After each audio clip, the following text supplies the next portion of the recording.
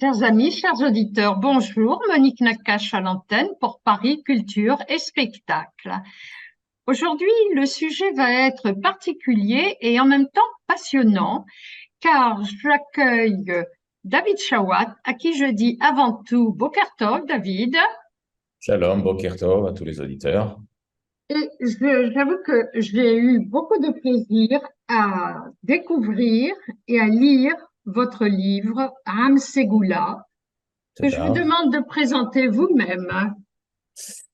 en général, la première question qu'on me pose, c'est encore un livre de pensée juive, encore quelque Non, chose. non, j'ai failli d'abord commencer en citant Rav Cherki avec sa déclaration, mais je préfère vous donner la parole tout de suite, car je pense que vous qui êtes un homme, un tribun, d'accord, ça serait intéressant d'avoir votre point de vue personnel pour la présentation de ce livre. Ben, on va dire ça comme ça. J'ai une chance incroyable, c'est que ça fait des dizaines d'années, plus de 25 ans que j'encadre, j'enseigne, je guide, je donne des conférences à des groupes énormément différents. Que ce soit, voilà, ça peut être un groupe d'une déclaration, une délégation de rabbins, ça peut être un séminaire de filles que j'enseigne en Israël, ça peut être des groupes taglites où des gens arrivent et découvrent le judaïsme, ça peut être des politiciens, des hommes d'affaires qui ne sont pas juifs. Et en fait, du terrain m'est venue on va dire comme ça, une approche et une demande de choses qui n'existaient pas. On me demandait toujours est-ce qu'il y a un livre qui parle des grands sujets du judaïsme, est-ce qu'il y a quelque chose qui est en fait qui relie, qui est concis, et puis aussi qui est adapté à notre génération, beaucoup plus agréable. En fait, ce livre est venu d'un besoin qui existait, que j'ai rencontré sur le terrain. Et donc, tout à fait, en fait par hasard, en commençant à faire des résumés de cours que j'enseignais, je me suis lancé dans cette idée-là de faire un livre de pensée juive, mais ouvert à tout public, de toute tendance. Bravo. Alors, Rav Cherki dit carrément, il faut avoir lu cet ouvrage pour saisir l'ampleur de tout un pan de la Torah, celle de l'accomplissement du retour, annoncé par les prophètes, porteur de conséquences prodigieuses pour l'avenir de l'humanité. Mais en même temps, vous citez Mark Twain qui dit, et ça c'est vachement important, toute chose est mortelle sauf le juif. Toutes les forces passent, mais lui reste. Quel est le secret de son immortalité? Alors David, tout un Alors, programme. c'est tout un programme, et en fait, c'est ce que j'essaie d'expliquer. Je dis que si manifestement, euh, on est immortel, on est le seul peuple qui traverse son histoire, il n'y a aucun doute là-dessus. D'ailleurs, c'est intéressant, il y a le fameux best-seller de Monsieur Boller en France qui est Est-ce que Dieu existe? La preuve qu'il amène ultime, c'est l'existence du peuple juif qui traverse l'histoire. C'est comme intéressant pour un chrétien croyant de dire il y a quand même quelque chose qui traverse l'histoire. On pourrait citer, et on cite beaucoup de gens dans le livre, en fait, qui nous regardent extérieurement, qui nous disent OK, vous êtes là, vous bougez pas. Donc, manifestement, vous avez un but. Manifestement, il y a une raison. Et ce que nous disent nos sages, c'est que si la pérennité, c'est le titre, le sous-titre du livre, Amségoulam est la pérennité du peuple d'Israël, ou le pourquoi du peuple d'Israël, ou le secret de sa pérennité. C'est-à-dire, si on existe, ça veut dire qu'il y a une raison. Et en fait, cette raison-là, bah, on pourrait la traduire ça de façon très simple. Voilà, c'est comme je cite Tolstoï, on a une mission d'apporter la morale au monde. Et alors, quand on dit ça aux gens, les gens on dit, mais qu'est-ce que vous vous prenez pour qui? Vous êtes meilleur que tout le monde. Mais c'est pas du tout ça qu'on a dit. On a dit que chaque nation a un apport à l'humanité. Nous, notre apport, c'est justement d'apporter cette valeur morale. Et aujourd'hui, il n'y a aucun doute que ces valeurs morales ont traversé l'histoire et ont commencé à travers le peuple juif. Et je donnerai une anecdote que je cite dans le livre, puisque une des choses qui est importante dans le livre, c'est qu'il y a des sources juives, il y a des penseurs des non-juifs de l'humanité, il y a des hommes d'affaires, mais il y a aussi des anecdotes que j'ai rencontrées. Alors, par exemple, je raconte que j'ai rencontré des politiciens français, des parlementaires et des sénateurs, et quand je les ai amenés à Jérusalem, je leur ai dit, c'est là que sont nées beaucoup de valeurs qui vous sont très chères, de la Révolution française, des droits de l'homme, le fait que le leader est au service du peuple et pas l'inverse. Bah, nous, ça fait des milliers d'années qu'on sait que David Amelech et Shlomo ou Moshe Rabbeinu, ils sont au service de leur peuple et pas l'inverse. On n'a pas attendu la Révolution française, l'égalité par rapport à la loi, les fameux droits sociaux. Avant qu'il y ait la sécurité sociale, nous, on sait qu'on doit s'occuper de l'orphelin, du pauvre, on doit donner le dîme, la maaser, c'est-à-dire, ce sont des choses que nous, on avait comme mission, de la manière que le peuple français a sa mission de nous apporter certaines choses, le peuple allemand, chaque nation doit apporter quelque chose à l'humanité. Et nous, notre rapport, c'est ça. Et de ce fait, donc ça, je vous dis, si on est encore là, c'est parce que justement, on a cette mission d'être les garants de la, on va dire comme ça, du cadre moral de l'humanité. Alors, justement, histoire pour histoire, car il y a trois parties dans votre livre. Dans la première partie, vous rappelez le rôle du peuple juif dans le projet divin et vous démarrez avec une histoire qui se passe à la NASA avec Kennedy. Je vous laisse la raconter. Alors, c'est intéressant parce que souvent, les gens se lèvent le matin et se disent, mais bon, OK, qu'est-ce que j'ai à faire, moi? Projet divin, l'humanité, la porte de la morale. Qu'est-ce que je suis, moi? Je dois finir mon mois, je dois passer mes examens, je dois passer mon permis, je dois me marier, je ne sais pas quoi. On a tous des tracasseries tous les jours. Et cette histoire est incroyable quand Kennedy arrive à Cap Canaveral, qui va s'appeler Cap Kennedy, sur le projet du lancement d'Apollo. La première personne qu'il rencontre, c'est le balayeur de l'entrée. Il lui dit, alors, c'est quoi votre rôle ici? Il voit son nom, Mr. Smith. Alors, c'est quoi votre rôle ici? Il dit, moi, j'aide à envoyer un homme sur la Lune. Et ça, c'est pour moi quelque chose d'extraordinaire, c'est que souvent, on ne comprend pas qu'on a tous un impact. On n'est pas obligé d'être Premier ministre ou grand homme d'Israël ou Bill Gates pour avoir une influence sur l'humanité. On a tous un rôle, mais la question, c'est est-ce que quand on se lève le matin, dans notre vie de tous les jours, est-ce qu'on comprend qu'on fait partie d'un grand projet, d'un grand pulse? Et je pense que ça donne une beaucoup plus grande satisfaction de se réaliser quand on pense que chaque acte qu'on a une importance et qu'on n'est pas uniquement des gens qui tournent. Et vous avez parlé du Rav Cherki, mais une des choses très intéressantes, c'est que tout le monde me dit, mais comment vous avez en même temps le Rav Cherki, qui est sioniste religieux, le Rav Brandt, qui est orthodoxe, Haredi, vous avez le professeur Shmuel Trigano, mais comment c'est possible que les gens puissent être d'accord? Mais je dis, mais justement, quand on parle de choses sans rentrer dans des polémiques où on n'est pas d'accord, le tronc commun est tellement grand et ce sont des choses que justement on peut tous s'y retrouver. Et un des challenges que j'avais sur le livre, ça m'a pris beaucoup de temps et beaucoup de bêta-lecteurs qui m'ont donné des conseils, c'est qu'il s'adresse voilà, à un jeune de 20 ans qui est dans la communauté juive, à un jeune de plus jeune ou moins jeune qui débarque dans la communauté juive, qui vient découvrir qu'il est juif. Des rabbins me disent, on apprécie beaucoup de le lire, ça nous fait un peu d'ordre. Des gens qui sont en Israël me disent, ça me rappelle pourquoi j'ai fait ma alia. Des gens qui sont au Canada me disent, ça me renforce dans mon judaïsme. C'est-à-dire que quand on parle de choses, encore une fois, qui sont un tronc commun, bon, on s'y retrouve et en fait, ça venait répondre à une demande, ce livre. Et c'est pour ça que voilà, je suis très honoré, je m'en enorgueillis pas, mais je pense que je suis content pour le judaïsme que voilà, ce livre est numéro un à Amazon dans toutes les catégories du judaïsme. Il est le 400e livre le plus vendu sur Amazon France, c'est quand même incroyable. Et je pense que ça montre justement que ce besoin existait. On a tous besoin de se retrouver dans ce livre. Et on a besoin un peu de passer, voilà, on passe tellement de temps sur nos portables, sur nos ordinateurs, que les gens me disent, je me retrouve un petit peu plus à lire. Alors certains, ils lisent le Shabbat, certains, ils lisent le soir, certains lisent en fin de journée. Ils me disent, on fait un petit peu d'ordre dans notre vie. C'est-à-dire, on remet en fait notre vie de tous les jours et nos actes de tous les jours dans quelque chose, dans une perspective beaucoup plus grande. Et je pense que c'est ça qui nous apporte beaucoup.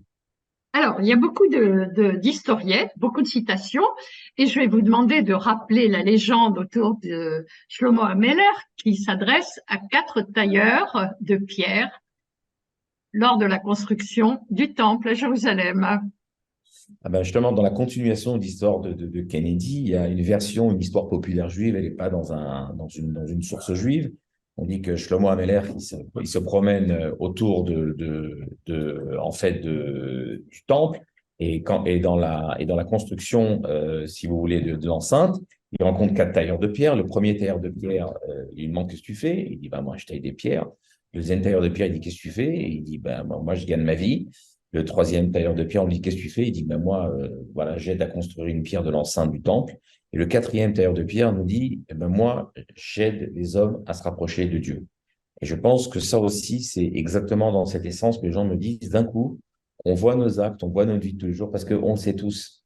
On a tous des grands projets spirituels, moraux, mais tout le monde veut le matin se lever et sentir qu'il est heureux, accéder à son bonheur, avoir son bien-être personnel. Et quand en fait, on explique aux gens que leur bien-être personnel, non seulement ne va pas à l'encontre de grands projets, de grandes idées, mais qui s'inscrit dans un grand projet, etc., ben, ça lui donne une perspective tellement satisfaisante de sentir qu'il est en adéquation avec ça, qu'effectivement, il peut comprendre et il ajoute sa petite pierre aux grandes choses. Mais d'un autre côté, ça lui fait aussi sa vie par rapport à son bonheur quand il se lève le matin, dans sa vie de tous les jours, voilà, ces choses qu'il doit réaliser, ces efforts qu'il doit donner, encore une fois, ces galères qu'il doit passer, on pourrait dire comme ça. Je pense que c'est ça qui donne un cadre de se dire, il y a un livre qui peut m'apporter justement cette chose-là, avec une vision juive, mais en regardant qu'avec des non-juifs aussi, sont, ma foi, les gens me disent, mais c'est pas possible, il y a tellement de gens qui sont d'accord avec nous. Et je dis, ben oui, ça a toujours été comme ça, mais vous ne le saviez pas, maintenant vous le savez. Alors justement, on va tout de suite vous demander de nous parler de la création de l'État d'Israël après les années terribles de la Shoah et la question, l'ONU a voté la création pour tout de suite se retourner contre. Alors David, Malassot. Alors, c'est intéressant parce que le courant de ce qu'on appelle l'existentialisme, la postmodernité, il est né en fait après la Deuxième Guerre mondiale. Et pourquoi? Parce qu'en fait, les gens se disent, depuis la Renaissance, l'humanité a fait un bond incroyable. En 500 ans, l'humanité a fait un bond beaucoup plus grand que depuis sa création, dans tous les domaines, les sciences, les transports, la littérature, la musique, la médecine. Et on arrive au XXe siècle, on est au summum, la révolution industrielle et les vaccins. Enfin, on se sent déjà au top de notre avancée. Et en fait, on s'aperçoit que, comme disait Rabelais, science sans conscience n'est que ruine de l'âme. C'est-à-dire que quand on ne s'occupe que du technique, eh ben, il nous manque encore une fois les gens qui sont les garants de cette référence morale, en l'occurrence le peuple d'Israël. Et on s'aperçoit qu'il manquait ça. Et on s'aperçoit qu'après la Première Guerre mondiale, la Deuxième Guerre mondiale, la Shoah, je ne mets pas avec la Deuxième Guerre mondiale parce que c'est deux événements séparés, Hiroshima, les gens se disent, mais on voit qu'on va à la catastrophe. Et en fait, on a l'impression, encore une fois, que ce vote à l'ONU, c'est en fait un réveil et un sursaut inconscient de l'humanité en se disant, on va à la dérive. On a besoin de quelqu'un qui nous rappelle un petit peu notre cadre. Et d'ailleurs, c'est intéressant, je cite Thomas Mann, qui s'est sauvé de l'Allemagne pour des raisons morales parce qu'il était contre le nazisme, et qui va dire de façon exceptionnelle, on pourra rajouter des chemins de fer, on pourra rajouter des usines, on pourra rajouter des grandes choses, mais ça restera dans le technique. Il n'y a rien qui va remplacer le fait de se lever le matin et d'être moral. Et si on n'a pas cette morale, toute cette technique-là, en fait, est au service des mauvaises choses. D'ailleurs, c'est intéressant, mais les gens ne le savent pas. Qui est Nobel? Le prix Nobel. Qui est Nobel? Ben, Nobel, c'est quelqu'un qui a inventé la dynamite. Il a inventé la dynamite pour aider, pour faire des routes, pour faire des tunnels.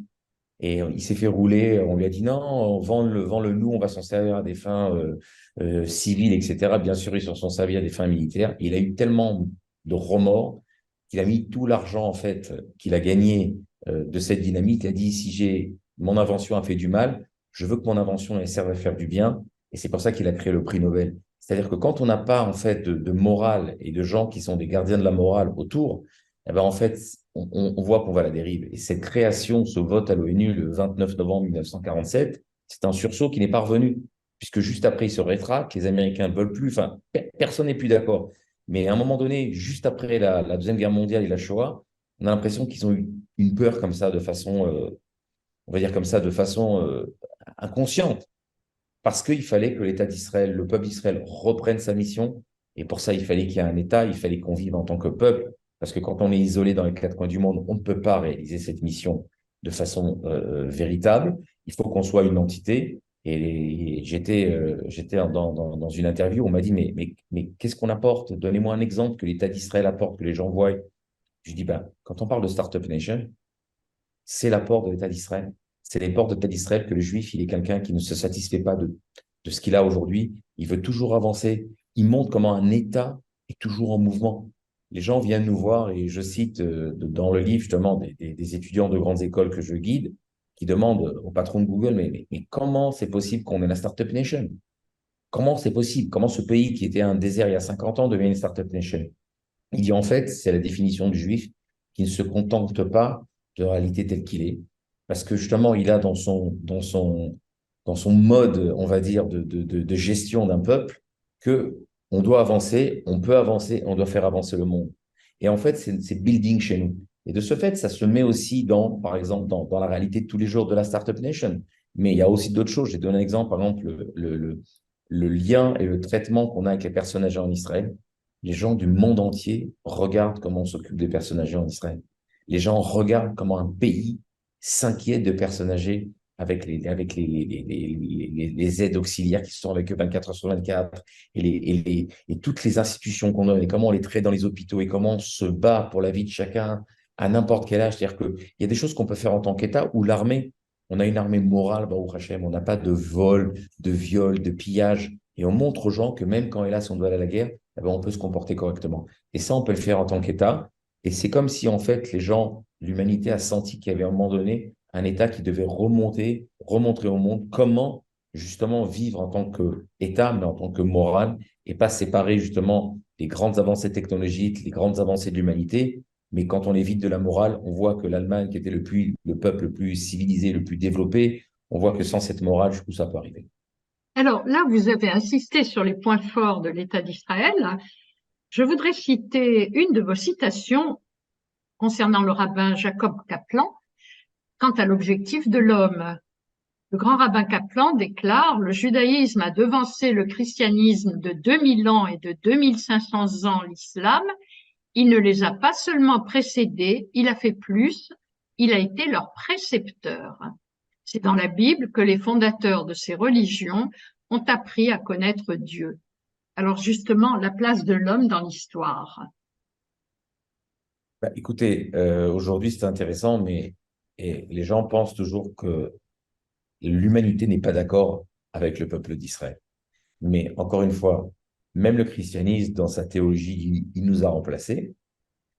OK, le christianisme va remplacer le peuple juif qui n'a pas voulu reconnaître Jésus, mais il ne remet pas en question ce qu'il y a eu jusqu'à l'époque. De la même manière, l'islam, lui, il dit c'est une continuation du judaïsme et du christianisme. C'est pour ça que Moshe est un prophète, Moussa. C'est pour ça encore une fois, la base de l'Ancien Testament, la Bible, notre Tanakh, est pour eux une référence aussi. Ils n'ont pas de problème avec ça. Et justement, quand on regarde aujourd'hui, on va dire, les gens me disent, mais est-ce que tu penses qu'aujourd'hui, on est l'État modèle parfait? Non, non. On a beaucoup de choses à réparer, on a beaucoup de choses à faire avancer. Mais comme je dis, regardons où on était avant et où on est aujourd'hui. Tiens, il faut quand même avoir une perspective historique qui est quand même une perspective de pas 1 an, 2 ans, 3 ans. Moi, ça fait 36 ans que je suis en Israël, mais, mais je vois Israël, on ne peut pas reconnaître. Les gens ont connu de quoi avait l'air le réseau ferroviaire en Israël, de quoi avaient l'air les bus en Israël, de quoi avaient l'air les routes en Israël, de quoi avaient l'air les immeubles en Israël, de quoi avait l'air une vie normale en Israël. Je veux dire, quand on a fait notre aliyah, on a amené nos savons, on a amené nos déodorants, on a amené nos chaussettes. C'était à la limite un pays du tiers-monde. Je suis monté en Israël en 87. Je ne parle pas des années 60. Je veux dire, aujourd'hui, on regarde Ashdod avec ses tours et ses villes et ses plages et ses machins. L'oncle de ma femme est arrivé à Ashdod dans les années 60 avec des Olim Hadashim, de nouveaux immigrants d'Afrique du Nord, dans des tentes. On rentre dans Ashdod aujourd'hui, ça me paraît évident qu'il y a une ville de 250 000 habitants. On regarde Tel Aviv aujourd'hui, c'est une ville qui a commencé en 1909 sur du sable. Aujourd'hui, c'est la ville la plus chère du monde. Il faut avoir une perspective historique. Est-ce qu'il y a des problèmes? Est-ce qu'on est parfait? Est-ce qu'il n'y a pas des choses à faire? Il y a encore beaucoup de choses à faire. Il y a encore beaucoup de problèmes à régler. Mais le fait qu'on avance, c'est indéniable. Et les gens disent, mais pourquoi vous disputez en Israël? Ben, on se dispute parce qu'on a des points sérieux sur lesquels on veut avancer. On voit qu'aujourd'hui, c'est intéressant. On l'a dit depuis le début. La bataille sur la réforme juridique en Israël, en fait, c'est un prétexte pour essayer de se poser des vraies questions vers où l'État d'Israël. C'est quoi notre but? Est-ce qu'on est un État de tous ses habitants ou on est un État juif comme la création de l'État d'Israël, comme la déclaration d'indépendance? Alors certains disent, oui, dans la déclaration d'indépendance, c'était créé un État juif, maintenant il faut rajouter démocratique. Les gens disent, OK, on n'a pas de problème avec démocratique. Est-ce que démocratique, ça veut dire enlever du judaïsme? Est-ce que ça va aller ensemble? On se pose vraiment des bonnes questions. On se pose des bonnes questions sur c'est quoi l'avenir? Mais comme je dis, on se pose des bonnes questions aujourd'hui parce que pendant des années, on n'avait pas le temps de se poser des questions. On était en guerre du matin au soir, on était une guerre de survie. On ne se posait pas la question sur le coût de la vie ou sur les questions de fond. Aujourd'hui, Baruch Hashem, on a moins de problèmes à l'extérieur. On a encore des attentats, on a encore des choses qui ne sont pas correctes, mais on n'est pas comme avant. Et aujourd'hui, on n'a pas de problème de survie. Et aujourd'hui, on peut se poser les questions de fond. Donc aujourd'hui, quand on parle de la place de l'homme, ce que dit le rabbin Kaplan, comme vous avez cité, oui, aujourd'hui, on essaie de montrer au monde c'est quoi notre... D'ailleurs, on nous regarde. C'est intéressant, quand j'étais avec les politiciens et la délégation du consistoire qui sont venus ensemble, donc vous avez des maires de villes non juives, des députés, des sénateurs qui viennent avec des rabbins, et justement, les questions qui se posent, ils disent bravo, vous mettez tout sur la table. Il dit, nous, en France, on a un problème à définir qui est français, c'est quoi être français, c'est quoi la culture française, mais on n'ose pas le mettre sur la table. On se dispute, certains disent vous êtes trop ouverts, d'autres disent vous êtes trop racistes, mais vous mettez tout sur la table. Donc c'est bien de mettre des fois les choses sur la table. Alors, David, il y a un très beau chapitre que vous consacrez à la Teshuvah et vous démarrez en rappelant l'histoire de la naissance des jumeaux, d'accord? Yaakov qui naît en tenant le talon de Esav et vous faites vous insistez sur la métaphore entre la main et le pied. Pourriez-vous reprendre ceci? Car je pense que sur le plan de la sémantique, c'est intéressant pour les auditeurs. Alors on va dire comme ça, souvent, le mot tchouva est perçu comme j'ai fait une faute, je retourne. Et le judaïsme a apporté au monde qu'il y a une fin positive, le monde avance, il y a une fin des temps positifs, les temps messianiques, avant c'était l'Apocalypse. Le monde grec est basé sur la tragédie. Les dieux nous dirigent à droite, à gauche, et le cosmos, c'est une machine aveugle. Et la seule chose qu'on peut faire, c'est d'essayer d'apprendre au mieux comment le cosmos fonctionne. On apprend ses lois, donc on crée des lois de la physique, on essaie d'apprendre les mathématiques, on crée les mathématiques, mais c'est tout. Le monde, il est tragique. Et le monde juif dit, c'est quoi la tchouva? C'est qu'on est en retour permanent, en avancée constante. Bien sûr que ça donne une force incroyable à l'homme de savoir que le monde avance. Et d'ailleurs, c'est intéressant, chez les Grecs, le seul qui a dit, la majorité des philosophes comme Zénon a dit, le monde est fixe, c'est Héraclite, je crois qu'on dit Héraclite en français, et il a dit, le monde évolue. Mais lui, il a regardé ça comme quelque chose de péjoratif. Il a dit, oh là là, on est bien quand ça bouge pas. Mais nous, on regarde que le monde avance. Et quand on dit qu'en fait, Israël, Yaakov, attrape le talon de Esav, en fait, le talon, c'est Ekev. En fait, c'est comme si jamais l'humanité issue du grec, il est basé sur le talon. Donc, en fait, c'est quelque chose qu'on ne peut pas bouger, on marche dessus. Et en fait, on est dépendant d'une réalité qui n'est pas dans notre main.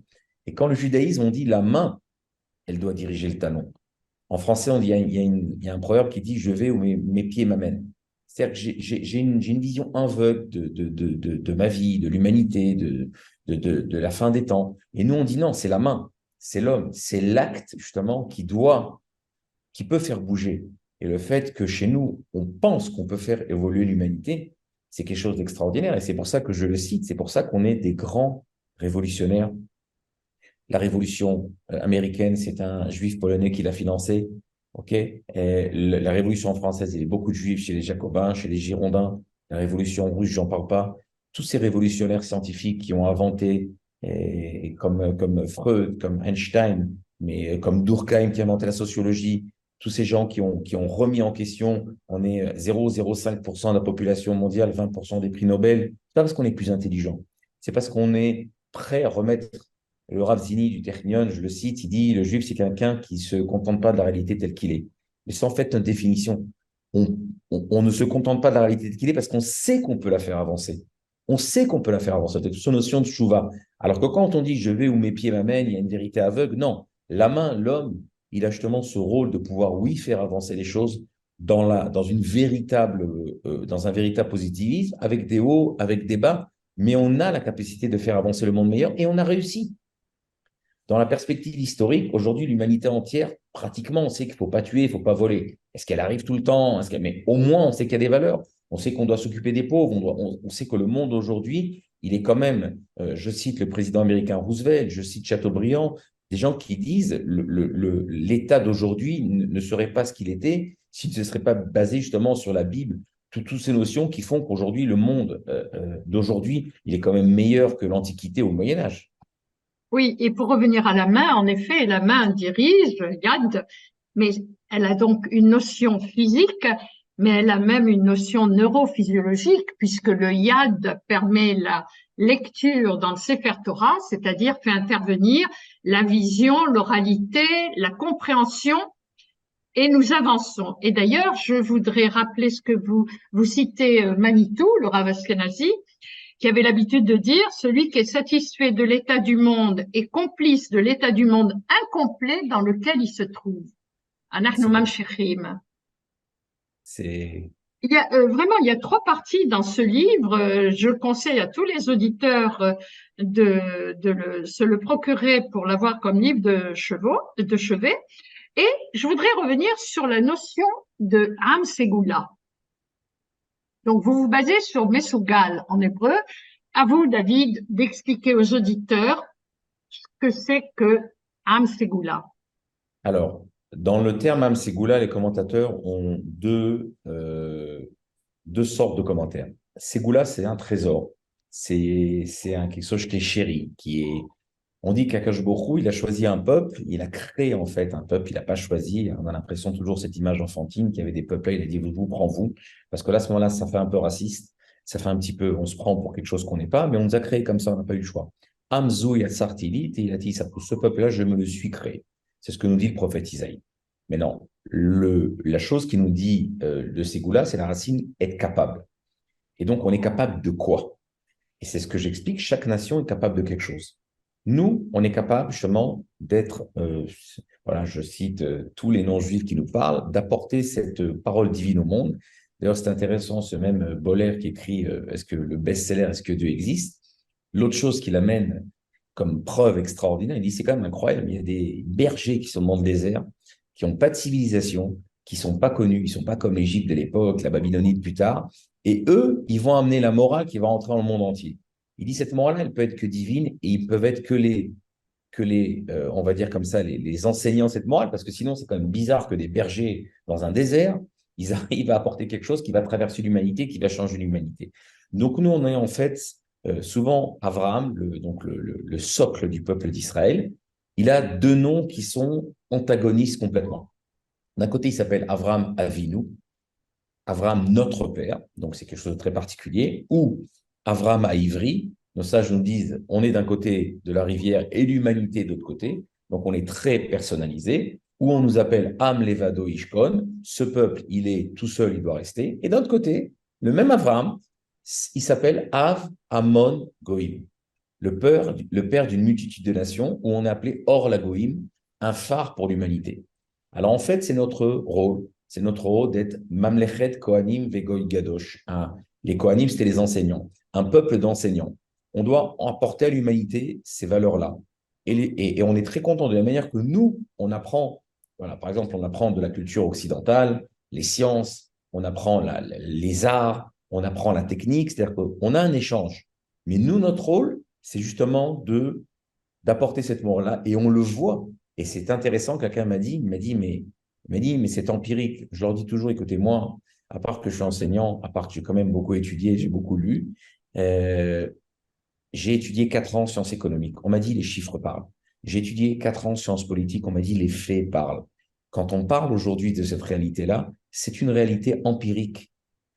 Vous allez aujourd'hui au grand tribunal à Washington, la fameuse Cour suprême de Washington, vous avez des dizaines de gens qui sont représentés. Vous avez Socrate et vous avez Montesquieu, etc. Mais le personnage central au milieu, c'est Moshe, c'est Moïse. Personne aujourd'hui ne remet en question l'apport de la Bible.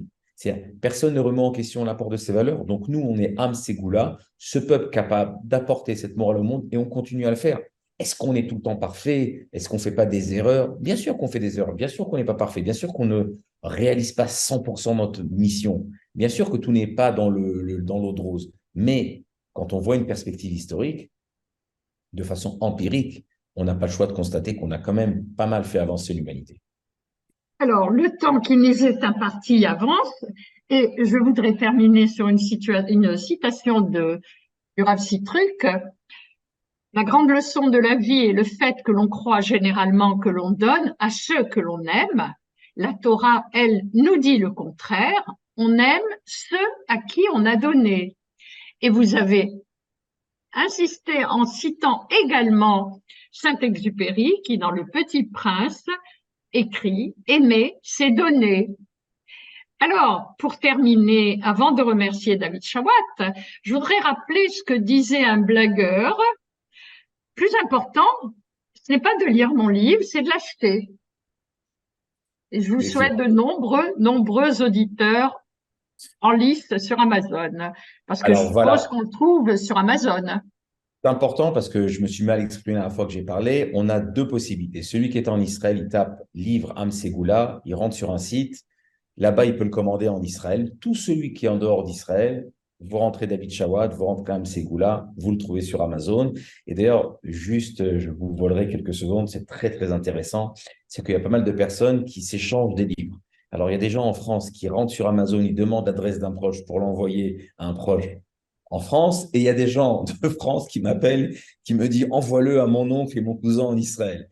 Alors donc, pour le commander, c'est très simple, vous tapez livre à Amsegula, vous rentrez sur le site en Israël, on vous dit Israël, vous le commandez en Israël, et dans tout le reste du monde, en 24 heures, vous le commandez. C'est très intéressant, et surtout que je vois qu'il y a des jeunes qui me disent, je suis parti chez mes parents, mon père m'a piqué le livre, je dois en acheter un autre, ou il y a des parents qui me disent, je suis parti chez mes filles, ma fille, elle m'a pris le livre, donc je me dis, si ça traverse les générations, si des rabbins sont contents, des jeunes sont contents, manifestement, ils remplissaient un besoin qui existait, et en tous les cas, voilà, j'espère qu'il fera de bons éclaircissements. Voilà, j'ai quelqu'un de Marseille, que je ne peux pas citer parce qu'elle m'a pas donné elle est très connue dans la communauté de Marseille, qui m'a acheté le livre.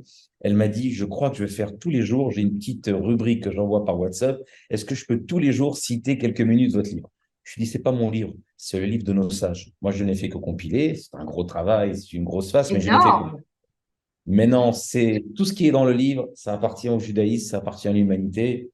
Faites-en tout le service que vous voulez, c'est ce qu'on veut. On veut que ça se propage et on serait très content qu'il y ait le maximum de lecteurs qui nous lisent, jeunes, comme moins jeunes, comme gens dans la communauté, comme qui sont déjà calés, qui ont déjà beaucoup étudié, qui viennent de commencer. Et je crois que ça, c'est la force qu'on peut voir dans ce livre. Merci David Chawat. Merci beaucoup et merci aux auditeurs et bonne continuation de Marseille. Quant à moi, chers amis, je vous dis à la semaine prochaine. Monique Nakache pour Paris Culture et Spectacle.